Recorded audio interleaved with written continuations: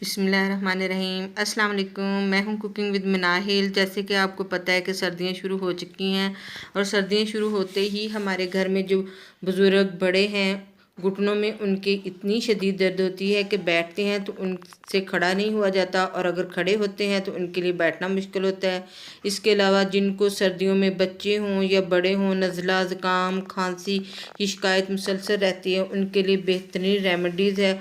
और वो बच्चे जो पढ़ते हैं और उनके सर में मुसलसल दर्द रहता है, नज़र कमज़ोर हो चुकी है, वो यकीन करें कि रोज़ाना 1 चम्मच इस खसखस के हलवे का रात को सोने से पहले दूध के साथ लेंगे तो इंशाल्लाह उनके सर के दर्द को भी आराम आएगा और उनकी नज़र भी कम दिन ब दिन अच्छी होती जाएगी। तो यहाँ पे मैंने अच्छी क्वालिटी की खसखस का 1 कप ले लिया है, जिसको मैंने पूरी रात भिगो कर रखा था। आप इसको कम से कम 6 घंटे तक भी भिगो कर रख सकते हैं।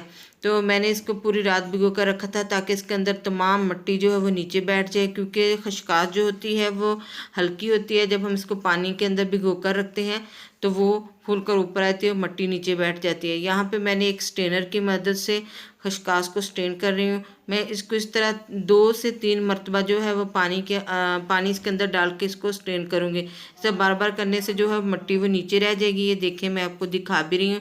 ये देखिए, मिट्टी इसके नीचे बैठ गई है। जो भी कंकर थी या कोई भी स्टोन वगैरह था वो इसके नीचे बैठ गया। मैंने इसके अंदर और पानी डाल के इसको और स्ट्रेन किया है। तो ये देखिए, अब आपको सामने वाज़ेह नज़र आ रही है कि इसके अंदर जो है वो तमाम जो मिट्टी थी वो नीचे बैठ चुकी है। अब हमारी जो है वो खसखस अच्छे तरीके से साफ़ हो गई है।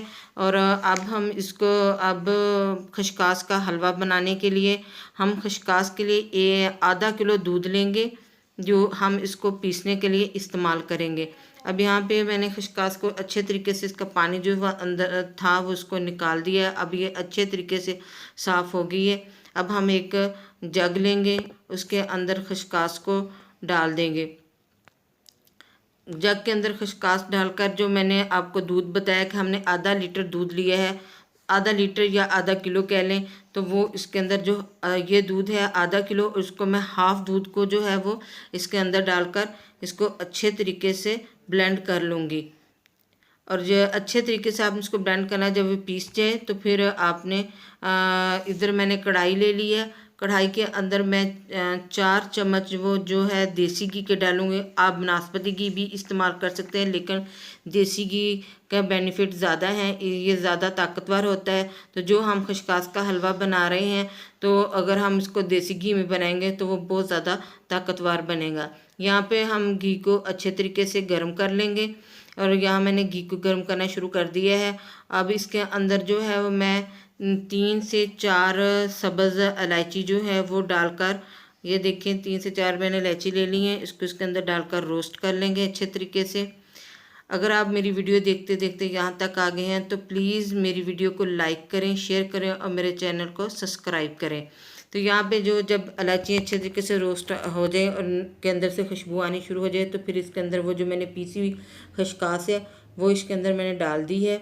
और अब हम इसको अच्छे तरीके से खसखस को जो है वो मिक्स करेंगे।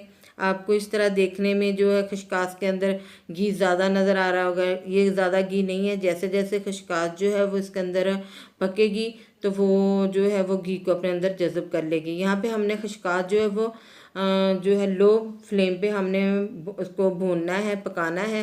तो ये देखें, जब खसखस को मैं यहाँ आप लोगों ने पकाते पकाते जब इसका कलर ब्राउन हो जाएगा, तो फिर इसके अंदर हम वही जो हमारे पास जो मैंने आधा लीटर दूध लिया था, जिसका आधा डाल के मैंने इसको खसखस को पीसा था, बाकी मैंने बचा कर रख लिया था।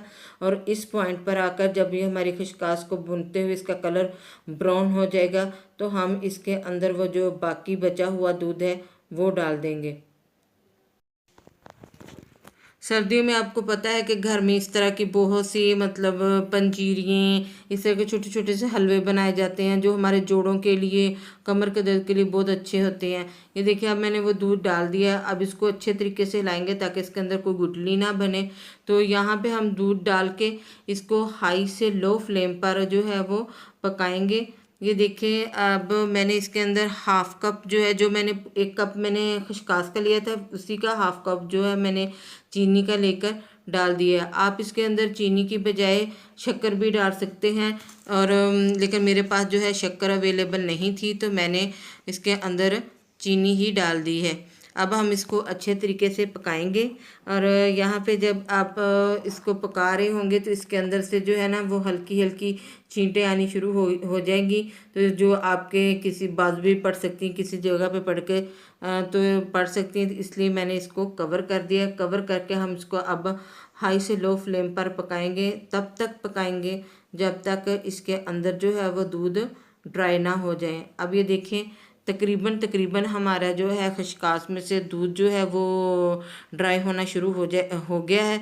तो अब हम इसका दूध खुश्क होने तक इसको पकाएंगे, फिर इसके अच्छे तरीके से भुनाई करेंगे। अब दूध जो है वो तकरीबन इसका खुश्क हो गया है, तो अब इसको हम अच्छे तरीके से भुनेंगे। तब तक भुनेंगे जब तक इसका जो है वो हलवा जो है घी ना छोड़ना शुरू कर दे। ये तो आपको पता है कि अगर हम सूजी का भी हलवा बनाएं तो वो भी जब घी छोड़ना शुरू कर दे तो हमें पता चल जाता है कि हमारा हलवा तैयार हो गया। इसी तरह ये खसकास का हलवा भी जो आपने तैयार करें, आपने तब तक इसको भूनना है जब तक ये घी ना छोड़ दें। जितने अच्छे तरीके से आप इसकी भुनाई करेंगे उतनी ही ज़्यादा देर आप इसको स्टोर करके रख सकेंगे। यानी कि आप इसको अच्छे तरीके से जब इसकी भुनाई कर लेंगे तो आप इसको ज़्यादा देर तक भी रख सकते हैं, ज़्यादा देर तक इसको स्टोर करके रख सकते हैं। यहाँ मेरा जो है हलवा बन के तैयार हो चुका है। तो ये देखिए मैं आपको चम्मच में डाल कर दिखा रही हूँ कि आपने इस तरह एक चम्मच लेना है रात को सोने से पहले नीम गर्म दूध के साथ। अब आप खाएं, आपका घुटनों का दर्द और कमर का दर्द यूं गायब होगा, बच्चों की नज़र भी दिन ब दिन ठीक हो जाएगी, उनका सर का दर्द भी ठीक हो जाएगा। इसी के साथ मैं अब इजाज़त चाहती हूँ। अल्लाह हाफिज़। अगर मेरी वीडियो आपको पसंद आई है तो मेरी वीडियो को लाइक ज़रूर करना और दूसरे लोगों के साथ भी इसको ज़रूर शेयर करना, और मेरे चैनल को सब्सक्राइब करें और बेल के बटन को ज़रूर प्रेस करें ताकि मेरी न्यू आने वाली वीडियो जल्द से जल्द आप तक पहुंच सके। Thank you. अल्लाह हाफिज़।